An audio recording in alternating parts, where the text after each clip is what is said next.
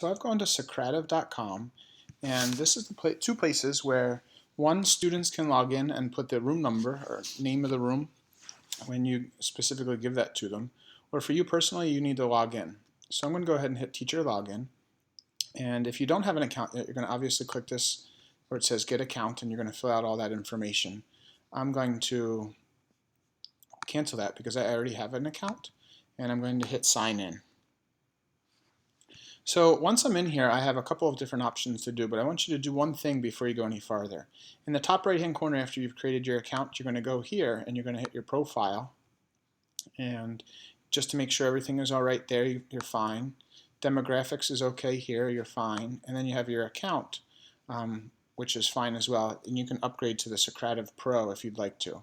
I'm not a personal fan of the Pro. I don't see much difference in it, but that's totally up to you. The other thing I want you to do, just to make sure everything's all right, is go to your rooms. And right here, you're probably going to be given where it says room name, where mine says Whitmer. You're probably going to be given some random default room name or number. And you can change that by clicking on the pencil. Let me finish the activity that I'm running.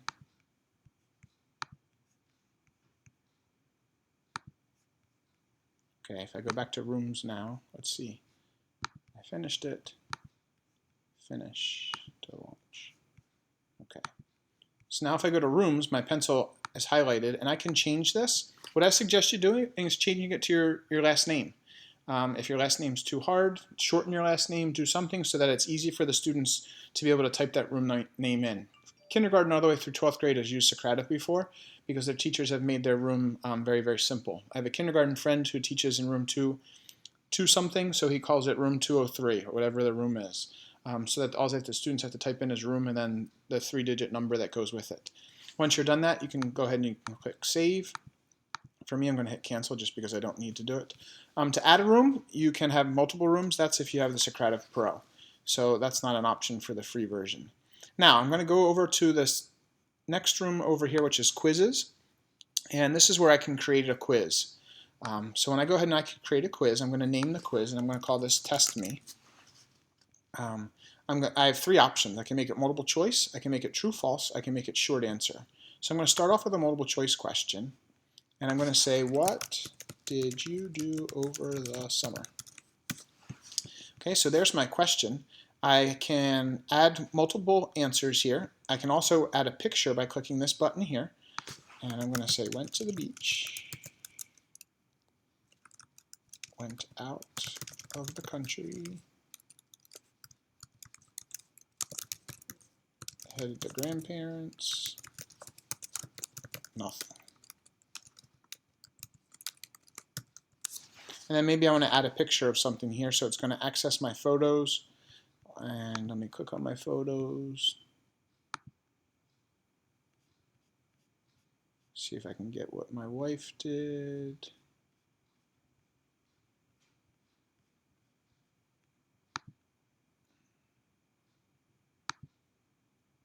We'll just put a picture of Brielle. Okay, so I have a picture of Brielle there, but you get the idea. If I wanted to mark one as correct, so this is the one that I would say was correct because that's the one that I did, I would be able to just go from there. After I'm finished with this, I could give an explanation. This is why this is the correct answer. This is why the other ones are not correct.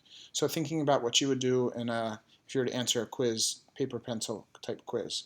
When I'm finished, I'm going to hit save. So I've finished that question. Now I can go on and I can add a second question. I can add a true, false. Did you read any books over the summer? So I can say that false is the answer, true is the answer, so one or the other, that would be the answer, and I can go ahead and I can hit save on that one. If I wanted to duplicate the answer, or question, I could hit this and it would duplicate it and give me the same question again. And this time I'm going to say, did you work on any math skills over the summer? And I'm going to hit save on that one. So I have 3 questions answered. I can go and do a short answer.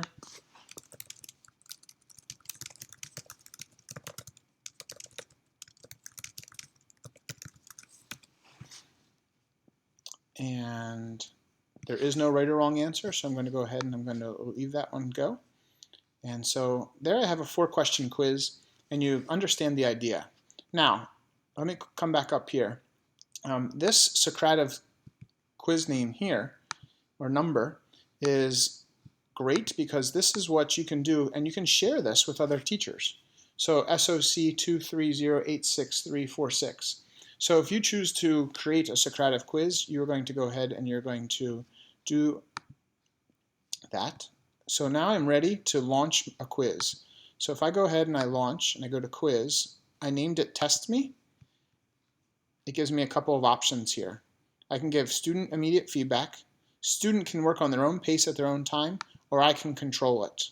So I can go question by question and control what they want to do. This is great because students can do this on their own if they wanted to, maybe have faster students than slower students. Immediate feedback would be they get the questions, what questions they got correct, which questions they got wrong. When I'm ready, I hit start. Students then would go into Whitmer, and let me get a private window here. So here I am in Socrative.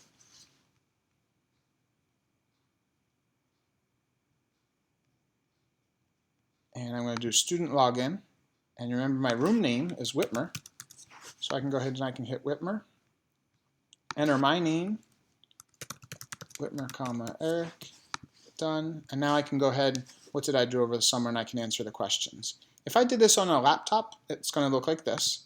If I did this on an iPad, it would look identical. If I did this on a Chromebook, it would also look identical. It's going to look identical no matter what I do. And now you can see kind of what this looks like. Did you read any books over the summer? True. Submit my answer.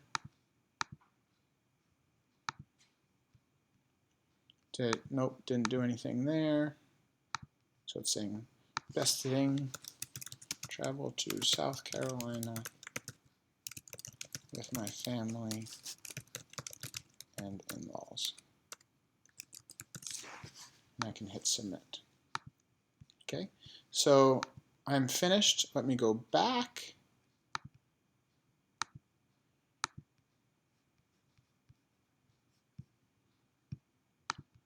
Get rid of that, open up Safari again, and you can see here's my answers now on what was going on. So I got this, I answered A for this, I answered true for this, false for this, and then I traveled there. And I can go ahead and I can finish. And now I can get my report, I can get my chart, so I can get reports here. And I can put it in Excel. I can do individual PDFs, which I think is the Pro version. Specific questions, let's see if that actually works. So I can download them. Sorry, it's not it's the regular version. And there it is, I've downloaded it.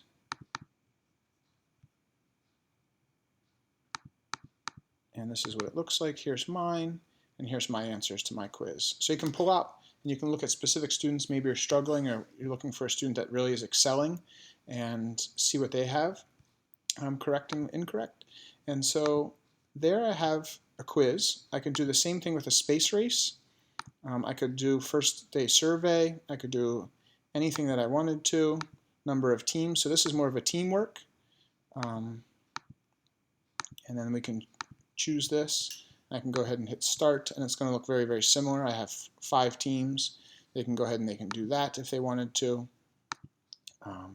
I have an exit ticket, which is a really quick and easy thing to do with students. I'm going to finish that one, go back to launch. And then I have a quick question. I have a multiple choice, true, false, and short answer. Just like when I was actually creating the quiz, I could really do one of these really quick for the students. I could write something up on the board, A, B, C, D, or E, and then the students answer what they think after they go to Socrative. So there's what Socrative looks like online. I will also show a video of what it looks like on the